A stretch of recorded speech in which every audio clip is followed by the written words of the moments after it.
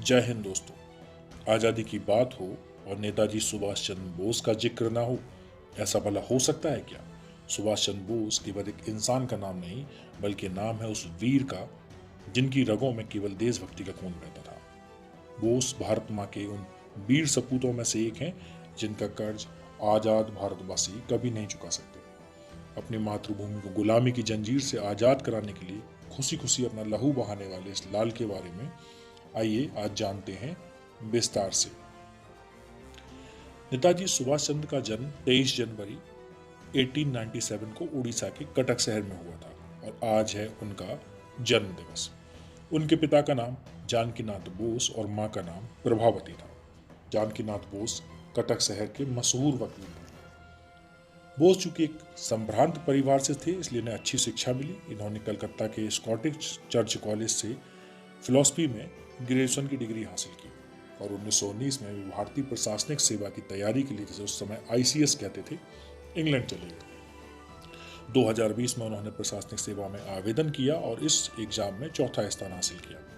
लेकिन भारत माँ के इस दुलारे बेटे ने जब जलियांवाला बाग वाला नरसंहार देखा तो इनका मन व्यथित हो गया और उन्होंने 1921 में प्रशासनिक सेवा से इस्तीफा दे दिया। इसके बाद महात्मा गांधी जी के संपर्क में आए और भारतीय राष्ट्रीय कांग्रेस में शामिल हुए। गांधी जी के निर्देश के अनुसार उन्होंने देश बंधु चित्तरंजन दास के साथ काम करना शुरू किया।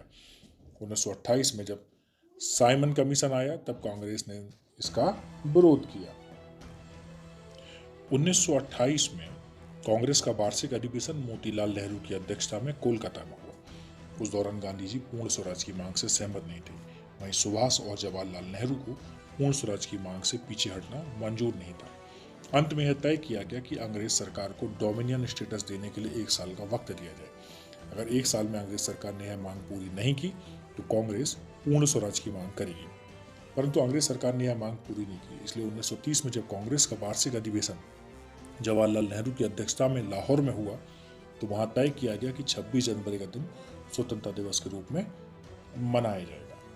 बात करते हैं 26 जनवरी 1931 की। इस दिन कोलकाता में राष्ट्रध्वज फहराकर सुभाष ने एक विशाल मोर्चे का नेतृत्व किया और तभी पुलिस ने उन पर लाठी चलाई और उन्हें घायल कर जेल भेज दिया। जब सुभाष जेल में थे तब गांधी जी ने अंग्रेज सरकार से समझौता किया और सब कैदियों को रिहा करवा दिया। लेकिन अंग्रेज सरकार ने भगत सिंह जैसे क्रांतिकारियों को रिहा करने से साफ इनकार कर दिया। अंग्रेज सरकार अपने स्थान पर अड़ी रही और भगत सिंह और उनके साथियों को फांसी दे दी गई। भगत सिंह को ना बचा पाने पर सुभाष चंद्र बोस काफी दुखी हो गए। सुभाष चंद्र बोस को अपने क्रांतिकारी जीवन में 11 बार जेल जाना पड़ा। सुभाष को जल्द ही बंगाल अधिनियम के अंतर्गत दोबारा जेल में डाल दिया गया और इस दौरान उनको करीब 1 साल तक जेल में रहना पड़ा और बाद में बीमारी की वजह से उन्हें जेल से रिहाई मिली। उसके बाद उनको भारत से यूरोप भेज दिया गया। वहां उन्होंने भारत और यूरोप के मध्य राजनीतिक और सांस्कृतिक संबंधों को बढ़ाने के लिए कई शहरों में केंद्र स्थापित किए। भारत आने पर पाबंदी लगा दी गई, उसके बावजूद वो भारत आए और उन्हें फिर 1 साल के लिए फिर जेल जाना पड़ा। 1937 के चुनावों के बाद कांग्रेस पार्टी 7 राज्यों में सत्ता में आई और इसके बाद सुभाष चंद्र बोस को रिहा किया गया। इसके कुछ समय बाद सुभाष कांग्रेस के हरिपुरा अधिवेशन 1938 में अध्यक्ष चुने गए और अपने कार्यकाल के दौरान सुभाष ने राष्ट्रीय योजना समिति का गठन किया। 1939 के त्रिपुरी अधिवेशन में भी सुभाष को दोबारा अध्यक्ष चुना गया। इस बार सुभाष का मुकाबला पट्टाभी सीतारमैया से था, जिनको गांधी जी का भी समर्थन प्राप्त था। फिर भी 203 मतों से सुभाष चंद्र बोस जीत गए, लेकिन गांधी जी ने इसे अपनी व्यक्तिगत हार कहा। तब सुभाष चंद्र बोस चूंकि गांधी जी का बहुत सम्मान करते थे, इसलिए उन्होंने फाइनली कार्यकारिणी समिति से इस्तीफा दे दिया और अध्यक्ष पद से भी त्यागपत्र दे दिया। जवाहरलाल नेहरू तटस्थ बने रहे और अकेले शरद बाबू सुभाष के साथ रहे। 1939 के अधिवेशन के समय देखा जाए तो वो स्ट्रेचर पर लिटाकर ऑपरेशन में आए थे क्योंकि उनको इतना तेज बुखार था। गांधी जी भी इस अधिवेशन में उपस्थित नहीं थे। आखिर में सुभाष चंद्र बोस ने जब 29 अप्रैल 1939 को कांग्रेस अध्यक्ष पद से जब इस्तीफा दिया था, उसके बाद उन्होंने 3 मई 1939 को कांग्रेस के अंदर एक फॉरवर्ड ब्लॉक नाम से पार्टी की स्थापना की। बाद में फॉरवर्ड ब्लॉक अपने आप में एक स्वतंत्र पार्टी बन गई। सेकेंड वर्ल्ड वार शुरू होने से पहले ही फॉरवर्ड ब्लॉक ने स्वतंत्रता संग्राम को और अधिक तेज करने के लिए जन जागृति अभियान शुरू किया। फॉरवर्ड ब्लॉक के सभी नेताओं को कैद कर लिया गया और सेकेंड वर्ल्ड वार के दौरान सुभाष चंद्र बोस जेल में निष्क्रिय नहीं रहना चाहते थे। इसलिए सरकार को उन्हें रिहा करने पर मजबूर करने के लिए उन्होंने जेल में आमरण अनशन शुरू किया। हालत खराब होते ही सरकार ने उन्हें रिहा कर दिया, मगर अंग्रेज सरकार ये नहीं चाहती थी कि सुभाष युद्ध के दौरान फ्री रहे, इसलिए सरकार ने उन्हें उनके घर पर ही नजरबंद कर दिया। जनवरी 1941 में सुभाष अपने घर से भागने में सफल हो गए और अफगानिस्तान के रास्ते जर्मनी पहुंच गए। उन्होंने ब्रिटिश राज को भारत से निकालने के लिए जर्मनी और जापान से मदद की गुहार लगाई और जनवरी 1942 में उन्होंने रेडियो बर्लिन से प्रसारण करना शुरू किया, जिससे भारत के लोगों में उत्साह बढ़ा और 1943 में वो जर्मनी से सिंगापुर आए।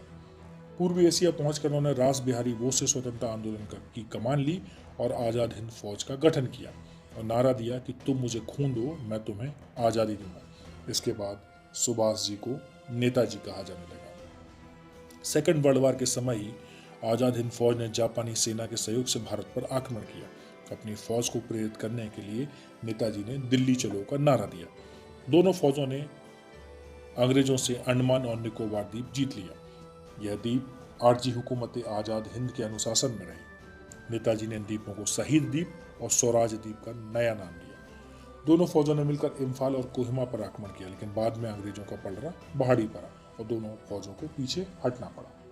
6 जुलाई 1944 को आज़ाद हिंद रेडियो पर अपने भाषण के माध्यम से गांधी जी को संबोधित करते हुए नेताजी ने जापान से सहायता लेने का अपना कारण और आज़ाद हिंद फौज की स्थापना के उद्देश्य के बारे में बताया।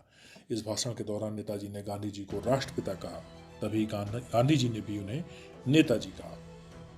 ऐसा माना जाता है कि 18 अगस्त 1945 को एक विमान दुर्घटना में उनकी मृत्यु ताइवान में हो गई थी, परंतु इस दुर्घटना में उनकी मृत्यु का कोई साक्ष्य नहीं मिल सका।